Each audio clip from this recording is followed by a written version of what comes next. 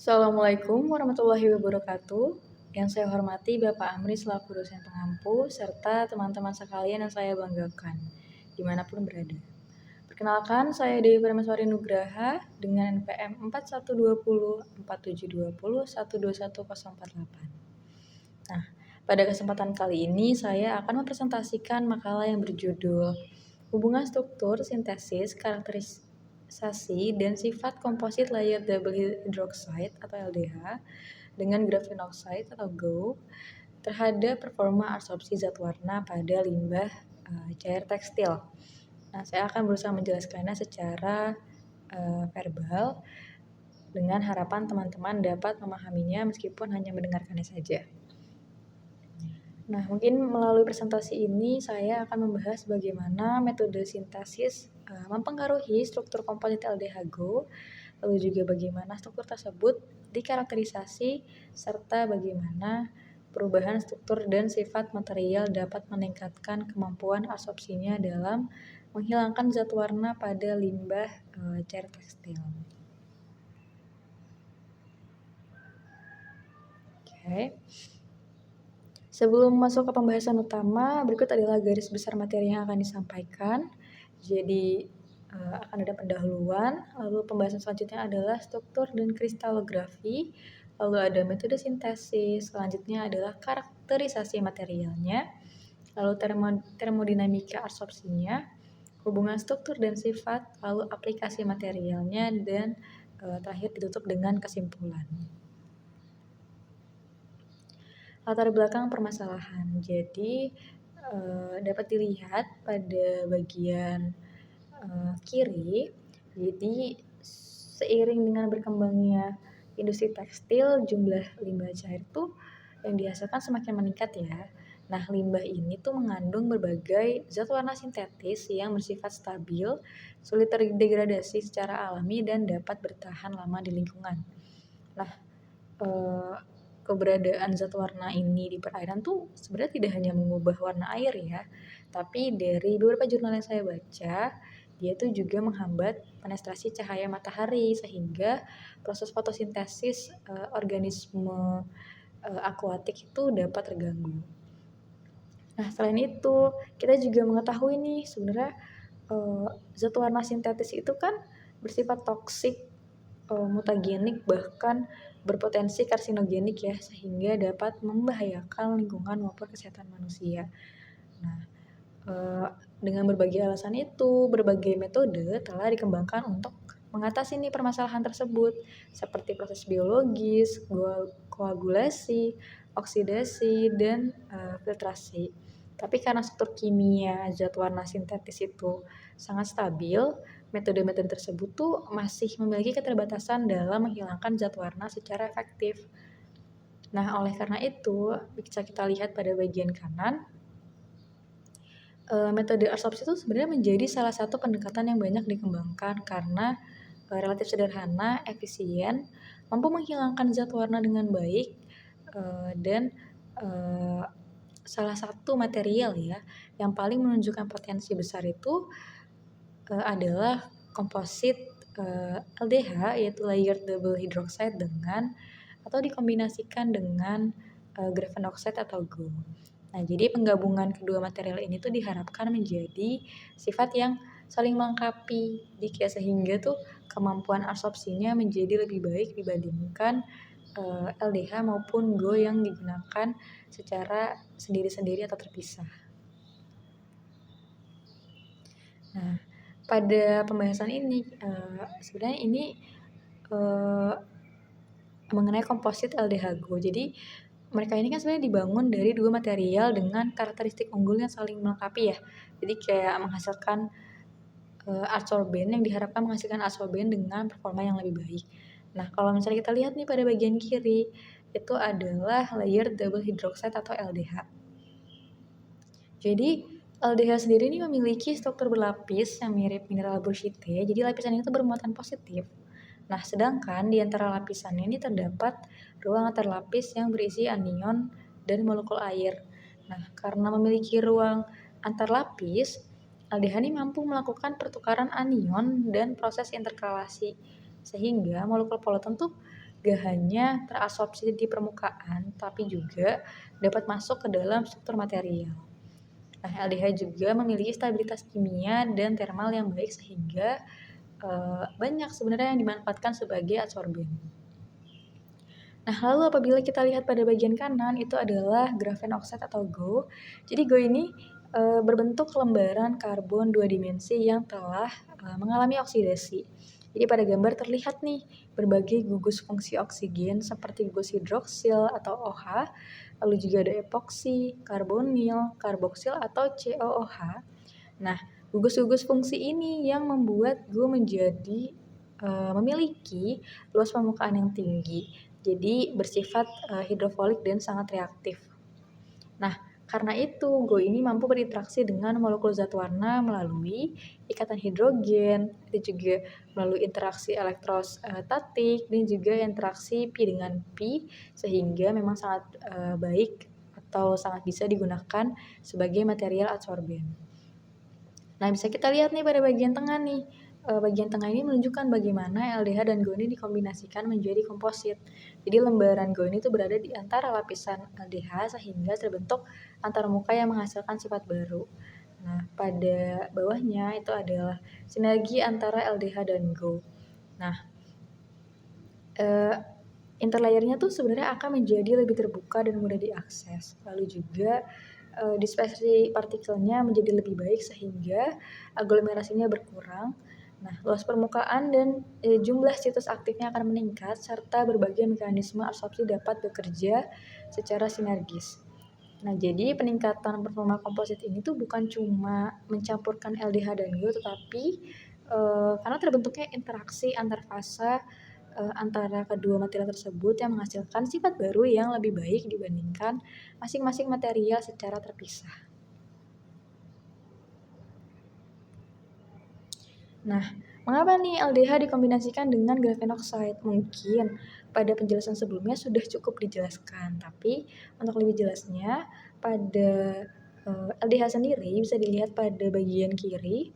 LDH ini memiliki beberapa keunggulan seperti kemampuan pertukaran anion, strukturnya berlapis, serta stabilitas yang baik.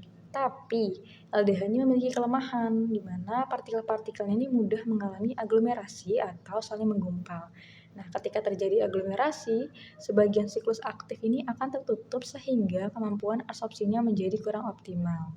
Nah, kemudian setelahnya ini di sampingnya ditunjukkan nih grafen oxide atau GO. Dia kan memang yang kita ketahui memiliki luas permukaan yang tinggi, terus juga dia kaya akan gugus fungsi yang sangat aktif ya untuk berinteraksi dengan molekul zat warna. Nah, tetapi GO ini juga memiliki kelemahan, lembaran ini mudah mengalami restacking. Nah, restacking itu adalah saling numpuk kembali dua permukaannya ini akibat gaya antar lapis. Nah, akibatnya luas permukaan efektifnya ini menjadi berkurang dan membuat situs aktifnya ini nggak banyak atau tidak bisa dioptimalkan untuk dimanfaatkannya, seperti itu. Nah, karena masing-masing material ini memiliki kelebihan dan keterbatasan, keduanya kemudian dikombinasikan nih menjadi komposit LDH-GO. Nah, bisa dilihat pada bagian kanan.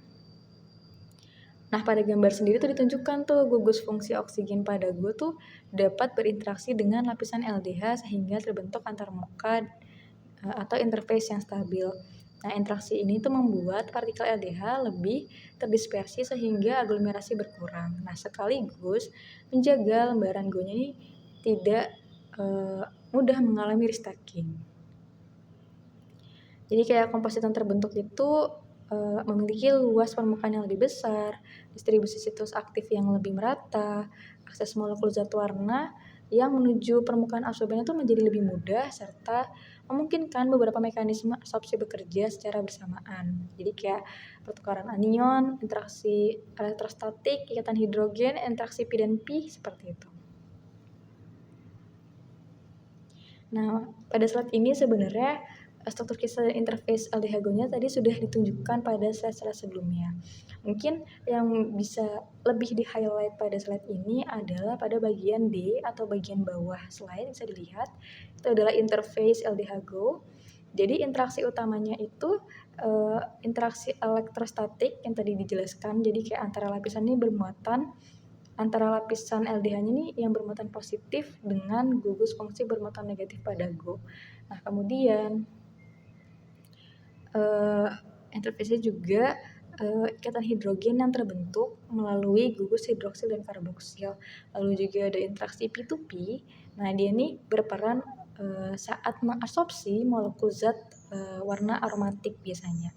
Nah, serta koordinasi logam antara si gugus oksigen GO-nya dengan kation logam pada lapisan LDH-nya. Jadi, interaksi-interaksi ini yang membuat struktur komposit menjadi lebih stabil. Nah, sebagai hasilnya ditunjukkan pada slide bagian kanan di mana pembentukan komposit ini menyebabkan jarak antar lapis meningkat, lalu juga luas permukaan spesifiknya bertambah, strukturnya menjadi lebih stabil, aglomerasi partikelnya berkurang, dan jumlah serta aksesibilitas situs aktifnya meningkat. Nah, selanjutnya adalah sintesis komposit LDH-GO.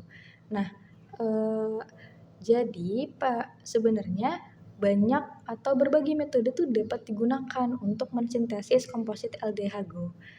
Tetapi beberapa jurnal yang saya acu paling banyak menggunakan metode namanya co-precipitation. Jadi itu tuh digunakan karena prosesnya relatif sederhana, efisien, dan parameter reaksinya tuh mudah dikontrol. Nah, kita mulai nih pada bagian A, dapat dilihat bagian kiri. Jadi metode sintesis yang umum digunakan itu metode pertama adalah co-precipitation, yang tadi adalah metode yang paling banyak digunakan karena memungkinkan pembentukan LDH dan interkalasi GO yang berlangsung secara bersamaan dengan kontrol pH ya. Nah, metode yang kedua itu adalah hidrotermal, jadi dia kayak memanfaatkan temperatur dan tekanan tinggi. Lalu juga ada urea hidrolisis, jadi dia nih di mana kayak urea itu terhidrolisis secara perlahan menghasilkan ion hidroksida sehingga pembentukan lapisan LDH berlangsung lebih bertahap dan seragam. Nah, kemudian metode sol-gel, jadi metode ini tuh mampu menghasilkan distribusi partikel yang lebih homogen dan ukuran partikel yang lebih terkontrol. Nah, mungkin sedikit penjelasan. Jadi dalam berbagai penelitian yang saya baca, yang saya temukan di makalah, itu tuh co-precipitation itu tuh tetap menjadi metode yang memang paling banyak digunakan tuh karena memberikan performa absorpsi yang optimal. Jadi kayak benar-benar memudahkan lah, apalagi dengan proses sintesis yang relatif lebih sederhana. Nah, pada bagian B ini adalah tahapan sintesisnya. Mungkin dapat dilihat bahwa di mana proses diawali dengan menyiapkan larutan garam, logam divalen dan trivalen. Jadi biasanya Mg2+ atau Zn2+ itu sebagai kation divalen dan Al3+ itu sebagai kation trivalen. Nah, kemudian si GO-nya ini didispersikan nih dalam aqueous menggunakan sonikasi sehingga lembaran GO-nya ini terpisah dengan baik dan membentuk suspensi yang stabil. Setelah itu larutan garam logam akan ditambahkan nih ke dalam suspensi sambil terus diaduk. Nah, kemudian akan ditambahkan larutan basa secara perlahan hingga mencapai pH target. Nah, umumnya itu 8-11. Nah, tahapan inilah nih endapan LDH mulai terbentuk dan GO terinterkalasi, ya bisa dikatakan terinterkalasi di antara lapisan LDH sehingga terbentuk komposit LDH dan GO. Nah, endapan yang dihasilkan kemudian mengalami proses aging untuk meningkatkan kristalinitasnya dan memperkuat interaksi antara LDH GO-nya. Selanjutnya akan dilakukan filtrasi, lalu pencucian untuk menghilangkan ion pengganggu, dan bisa diakhiri dengan pengeringan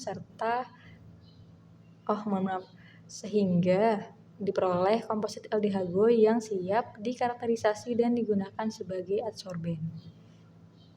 Nah, pada bagian C nih, pada bagian kanan ditunjukkan nih bahwa hasil sintesis itu sebenarnya sangat dipengaruhi oleh parameter proses.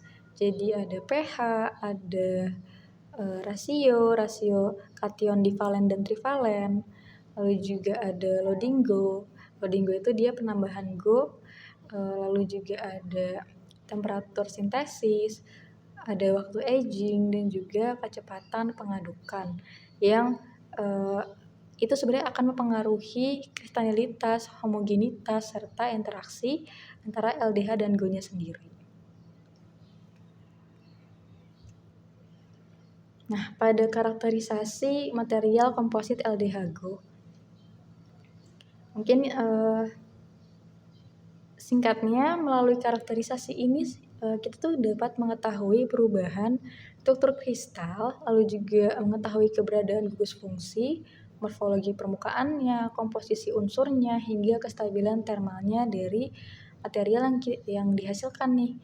Nah, karena itu tunjukkan nih beberapa teknik karakterisasi utama yang digunakan untuk mempelajari komposit LDH Go. Nah, yang pertama itu adalah X-ray diffraction atau XRD, itu untuk mengetahui struktur kristal dan perubahan jarak antar lapisan pada material. Lalu ada FTIR atau Fourier Transform Infrared Spectroscopy, ya. Dia tuh bisa digunakan untuk mengidentifikasi gugus fungsi yang terdapat dalam material. Lalu ada karakterisasi SEM dan TEM, dan ada beberapa karakterisasi lanjutan. Jadi beberapa karakterisasi lanjutan itu adalah SPS, Raman, PIT, terus ada IDX, dan juga TGA dengan berbagai functionnya masing-masing. Nah, karakterisasi pertama nih dimulai dari XRD. Jadi kita mungkin langsung membahas kepada gambarnya dulu ya. Jadi A ini adalah pola difraksi material penyusun dan komposit ZnA Go yang diambil dari Al-Amatari et al. 2024. Ini merupakan eksperimental, jadi memang dilakukan sendiri oleh Al-Amari. Nah, jadi pada gambar A ini sebenarnya gambar ini tuh kayak menunjukkan pola difraksi dari material penyusun, yaitu grafen oxide atau Go, lalu juga ada ZnA-LDH murni, serta beberapa variasi komposit ZnA-LDH Go dengan kandungan Go yang berbeda, ya. Jadi ada ZnA-LDH-nya 5, lalu ada 10, ada 15, ada 25. Nah, pada gambar ini terdapat dua penanda. Jadi dua penanda ini adalah yang simbol berlian ini menunjukkan puncak-puncak karakteristik dari ZnA-LDH-nya sendiri. Lalu juga pada simbol bintang itu tuh menunjukkan puncak khas dari grafen oxide. Nah, jika kita perhatikan, ZnA-LDH murni ini memiliki beberapa puncak karakteristik yang tetap muncul pada seluruh variasi komposit. Nah, ini tuh menunjukkan bahwa selama proses sintesis, struktur kristal ZnA-LDH-nya ini tetap dipertahankan sehingga penambahan Go-nya ini tidak menyebabkan kerusakan ataupun perubahan fase kristal utama LDH-nya. Nah, selain itu dapat dilihat nih setiap komposit juga masih terlihat memiliki keberadaan puncak Go yang ditandai dengan simbol bintang yang menunjukkan nih bahwa Go berhasil nih menjadi bagian dari material komposit. Tapi memang yang menariknya menurut saya adalah tidak muncul puncak-puncak baru setelah pembentukan komposit. Jadi kayak tidak adanya fase kristal baru itu mengindikasikan bahwa sintesis itu berlangsung dengan baik sebenarnya tanpa menghasilkan pengotor atau impurity phase. Jadi kayak dari gambar A ini dapat disimpulkan bahwa komposit berhasil terbentuk dengan tetap mempertahankan fase kristalnya LDH. Lalu selanjutnya kita beralih ke gambar B. Jadi dapat dilihat gambar B ini sebenarnya adalah pola difraksi dari LDH, Go, dan Go LDH. Jadi dia ini diambil dari Rashid et al. 2022. Nah, pada gambar ini sebenarnya pola difraksinya tuh memang 3 aja ya, LDH murni, Go murni, dan juga komposit Go LDH. Nah, terlihat nih bahwa pada komposit Go LDH, puncak-puncak karakteristik LDH-nya seperti 3, 6, 12, 110 mengalami pergeseran ke arah 2 saya ulangi, ke arah sudut 2 theta yang lebih kecil dibandingkan LDH murni yang ditunjukkan oleh perbedaan posisi garis putus-putus merah dan biru. Ya, semoga terlihat jelas. Nah, pergeseran ini tuh sangat penting karena berdasarkan hukum Bragg, penurunan nilai 2 theta tuh menunjukkan bahwa jarak antar lapis atau interlayer spacing-nya tuh meningkat. Nah, pada penelitian ini, penelitiannya si Rashad, jarak antar lapisnya tuh sebenarnya meningkat dari 8.000 sekian angstrom menjadi 1.000 sekian angstrom. Nah, setelah pembentukan kompositnya. Nah, peningkatan jarak antar lapis tersebut tuh sebenarnya menjadi bukti bahwa lembaran GO-nya nih berhasil nih terklarasi ke dalam ruang antar lapis LDH sehingga struktur kompositnya tuh menjadi lebih terbuka. Itu mungkin kalau untuk puncak-puncak lainnya seperti puncak 2 yang bisa dikatakan itu khasnya Go ya, karena terlihat pada Go murni itu tidak muncul lagi pada komposit Go LDH. Jadi kayak hilangnya puncak itu tuh menunjukkan bahwa lembaran Go ini tuh telah mengalami eksfoliasi dan terdispersi secara homogen di dalam struktur LDH. Jadi sehingga Go ini tidak lagi berada dalam bentuk lembaran yang bertumpuk seperti pada material murninya. Nah, mungkin apabila teman-teman merasa kurang jelas dan ingin lebih dipahami lagi, dapat membaca bagian slide kanan.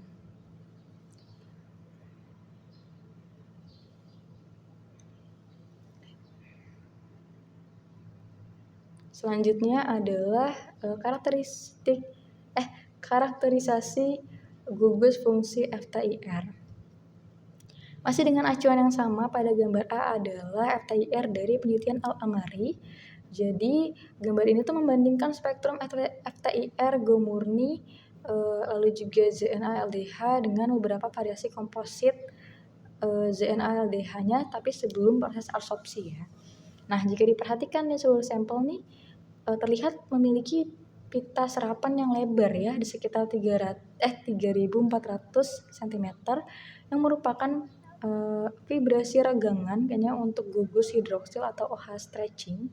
Nah, gugus hidroksil ini tuh berasal dari lapisan hidroksida aldeha maupun molekul air yang berada di ruang antar lapis. Nah, keberadaan pita ini tuh sebenarnya menunjukkan juga nih bahwa struktur dasar aldeha itu masih ada ya, meskipun setelah penambahan Go. Nah, lanjut pada daerah pita-pita lainnya seperti sekitar 1.600 cm, terus juga 1.350 sampai 1.380. Jadi memang punya kaitan dengan vibrasi tekuk molekul air antar lapis yang merupakan kayak bisa dikatakan itu memiliki karakteristik ini pada 1.350 sampai 1.380 tuh memiliki karakteristik ion karbonat yang berada di ruang antar lapis LDH sebagai anion penyeimbang muatannya. Nah, jadi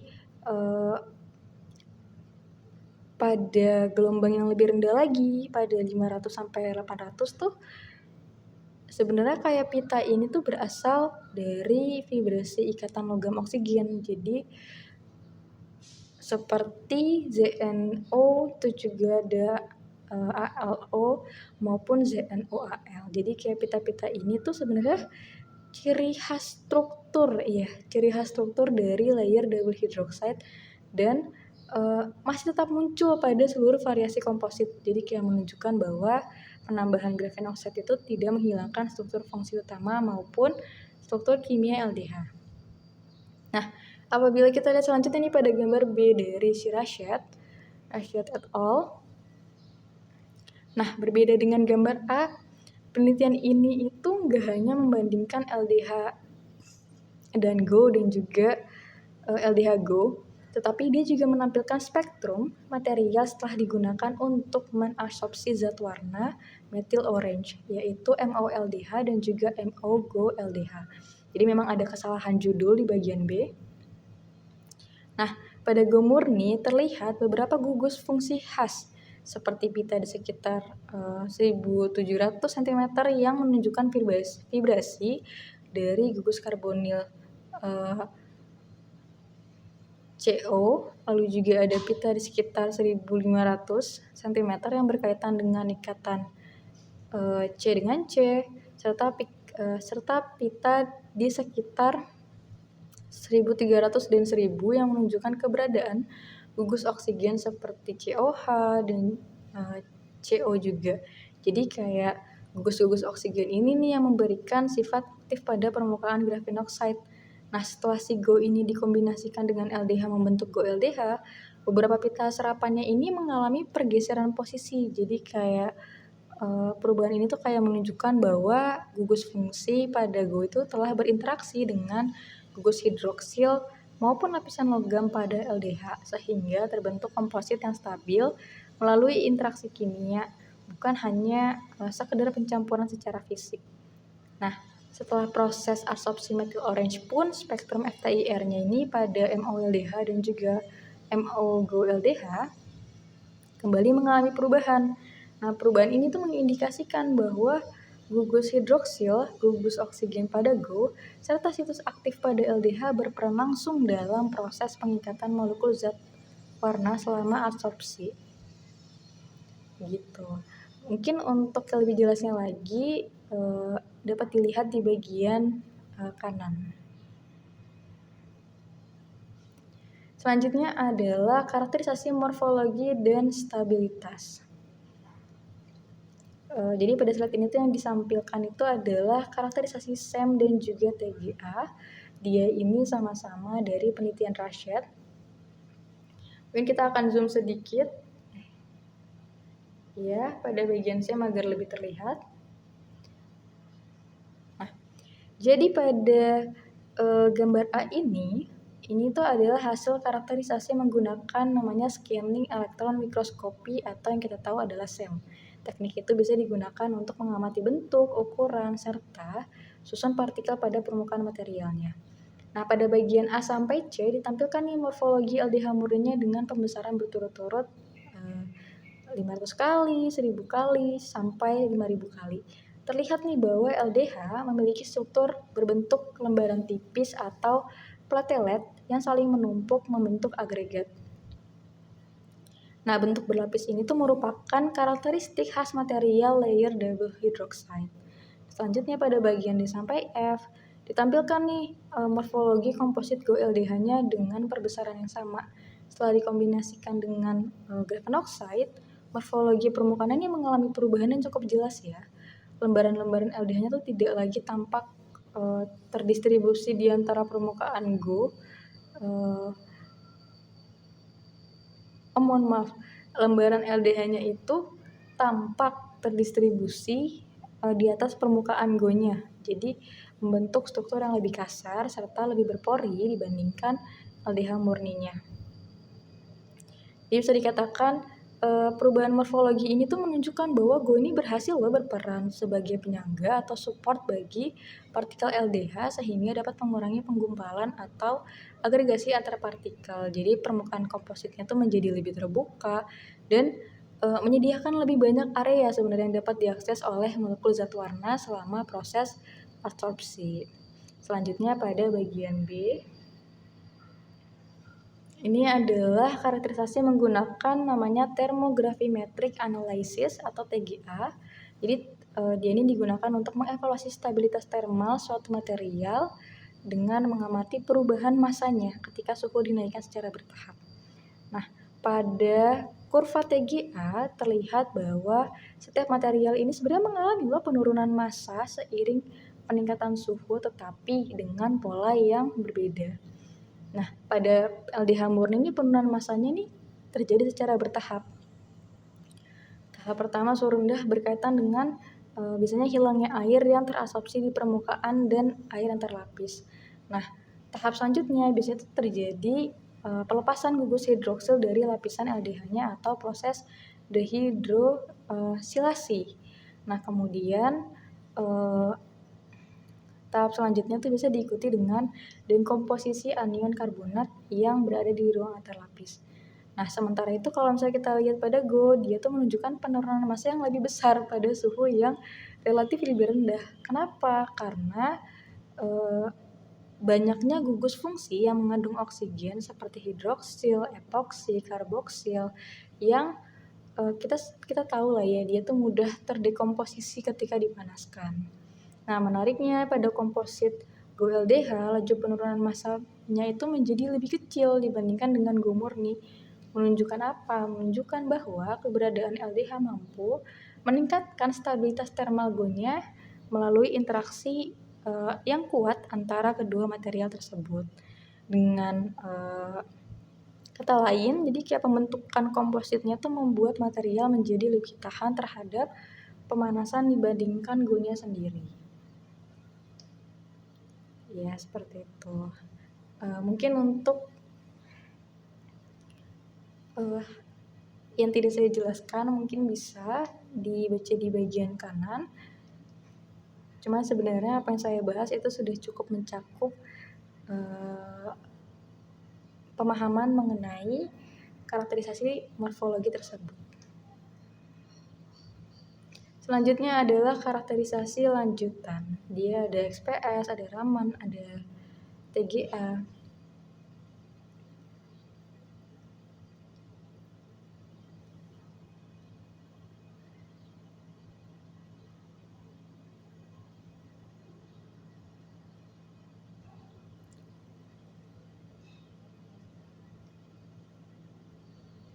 Nah, mungkin pada bagian ini saya tidak akan terlalu membahas karena ini kan sebenarnya adalah karakterisasi lanjutan ya. Tapi kalau misalnya kita lihat pada SPS, jadi SPS itu bisa digunakan untuk mengidentifikasi unsur-unsur penyusun.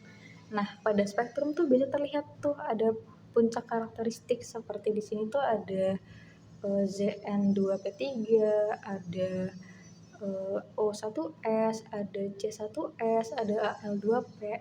Jadi kayak dia tuh menunjukkan bahwa komposit ini tuh tersusun atas unsur seng, aluminium, oksigen, dan karbon yang berasal dari ZnALDH dan juga graphene oxide.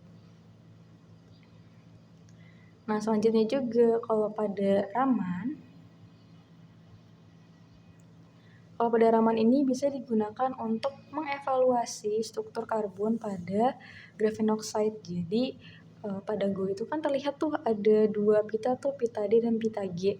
Jadi pita D itu biasanya berkaitan dengan adanya cacat atau ketidakteraturan pada struktur karbon. Nah, sedangkan kalau pada G dia tuh menunjukkan struktur karbon grafitiknya yang itu tersusun dari atom karbon terhibridisasi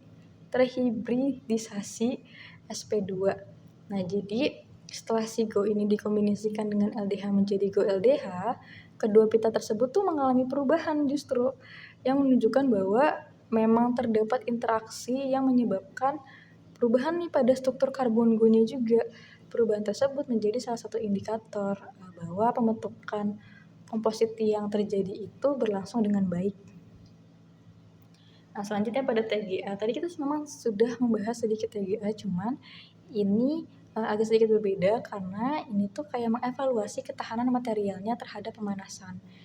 Jadi tadi itu kan, mohon maaf, sekarang ini ada Go LDH dan juga ada LDH. Jadi kalau pada grafik sebenarnya kita udah tahu lah ya kalau Go itu dapat mengalami penurunan massa yang cukup besar akibat dekomposisi gugus fungsinya yang mengandung oksigen.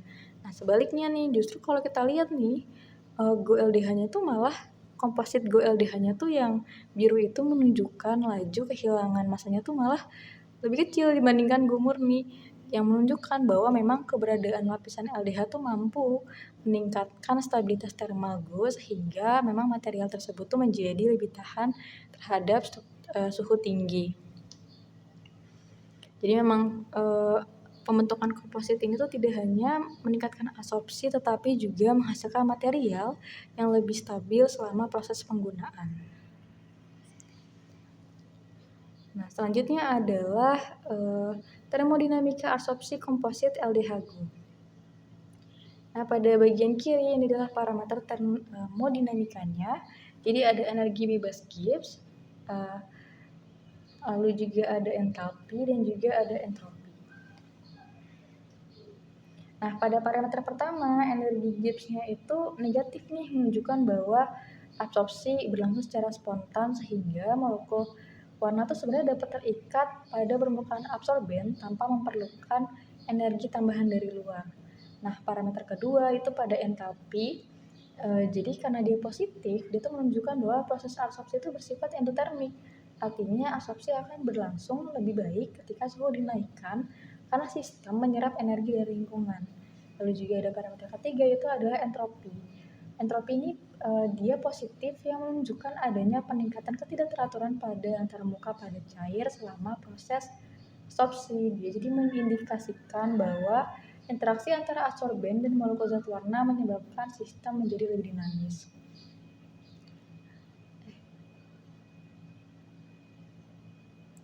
Nah, selanjutnya adalah persamaan Van Hoff. Jadi, persamaan Van Hoff sendiri ini persamaan yang bisa digunakan untuk menggambarkan hubungan antara konstanta kesetimbangan absorpsi dengan temperatur. Jadi, melalui persamaan ini dapat diketahui bahwa perubahan suhu itu mempengaruhi loh proses absorpsi. Selain itu, persamaan Van Hoff juga ini menjadi dasar dalam menentukan nilai perubahan entalpi atau delta H dan perubahan entropi atau delta S, sehingga karakter termodinamika absorpsinya ini dapat dianalisis secara lebih mendalam. Nah, pada bagian kanan ini sebenarnya ditampilkan nih hasil eksperimen menggunakan kompositnya untuk absorpsi zat warna acid red. Jadi grafik itu tuh menunjukkan sebenarnya hubungan antara persentase absorpsinya dengan temperatur. Jadi kayak terlihat nih bahwa semakin tinggi temperatur, presentasi absorpsinya juga meningkat pada semua variasi komposit karena ini memang berdasarkan dari Al-Amari tadi ya. Nah, bahkan kayak komposit dengan kandungan GO 10% pun menunjukkan nih bahwa performa absorpsinya paling tinggi justru dibandingkan komposisi lainnya. Hasil ini tuh juga didukung bahwa proses absorpsi itu memang bersifat endotermik ya, sehingga peningkatan suhu itu membantu meningkatkan kapasitas absorpsi.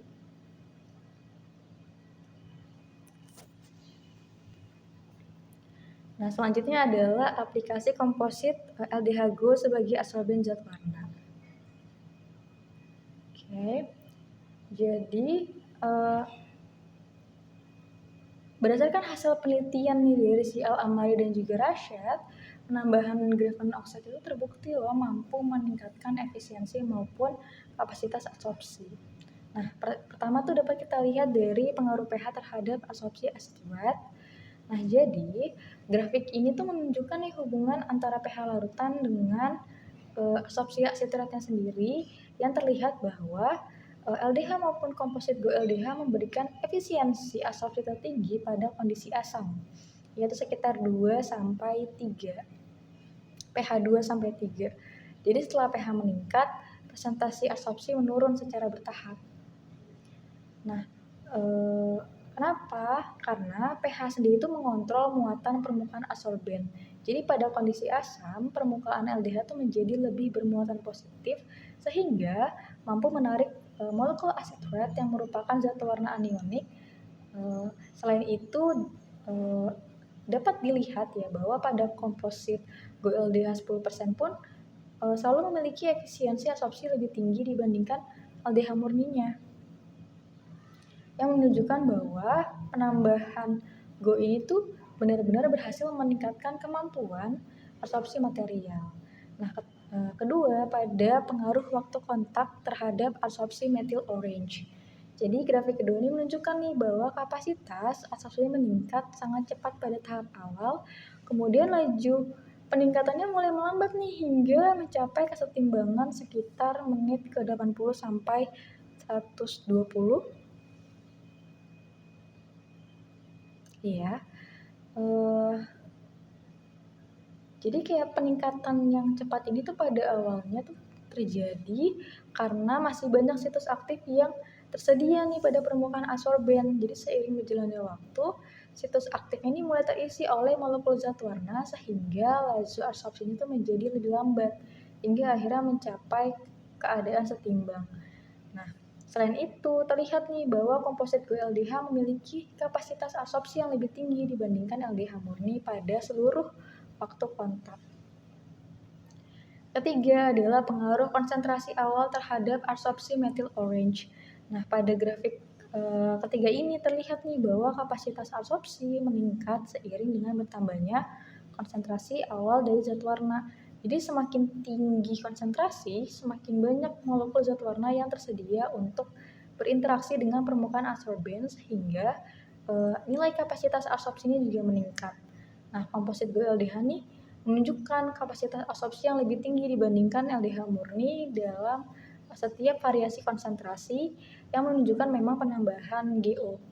Itu menghasilkan lebih banyak situs aktif sehingga lebih banyak molekul zat warna yang dapat terabsorpsi sebelum material mencapai kondisi jenuh. Jadi memang dapat disimpulkan dari ketiga parameter tersebut bahwa penambahan GO itu memang tidak hanya meningkatkan efisiensi absorpsi ya, tapi meningkatkan kapasitas absorpsinya juga karena penambahan jumlah situs aktif, percepatan difusi molekul, dan juga memang karena interaksi-interaksi tadi yang lebih efektif antara adsorben dan zat warna.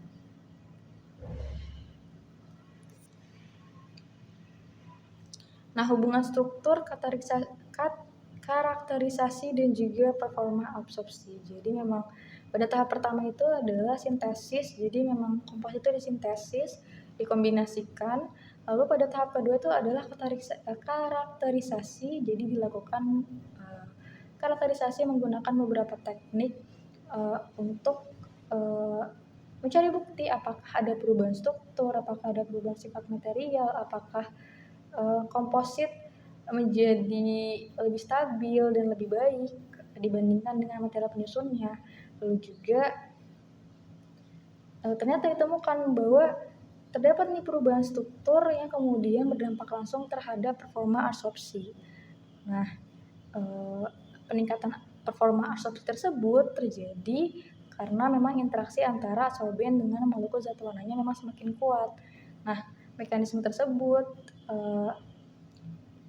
membuat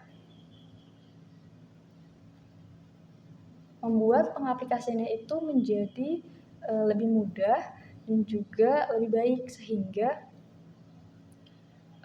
komposit LDH-GO-nya itu dapat dikatakan memang mengabsorpsi berbagai zat warna ya. Jadi mau anionik, mau kationik, sehingga memang potensinya tuh sebenarnya dapat diaplikasikan pada pengolahan limbah cair industri memang yang khususnya limbah tekstil.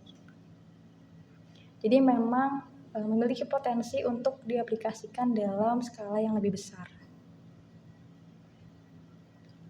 Nah, kesimpulannya sintesis yang LDH-GO itu berhasil, lalu juga terjadi nih konfirmasi dari karakterisasi tadi, lalu juga karakterisasi tersebut membuktikan bahwa sifat material itu meningkat dan membuat performa absorpsinya menjadi lebih baik sehingga pada saat absorpsi tersebut diaplikasikan itu terlihat sangat potensial untuk pengolahan limbah cair industri tekstil. Jadi memang komposit LDH-GO itu berpotensi besar ya menjadi adsorben unggul untuk pengolahan limbah cair tekstil tersebut. Gitu. Mungkin sekian dari saya. Saya pamit undur diri. Dewi Prameswari Nugraha. Terima kasih.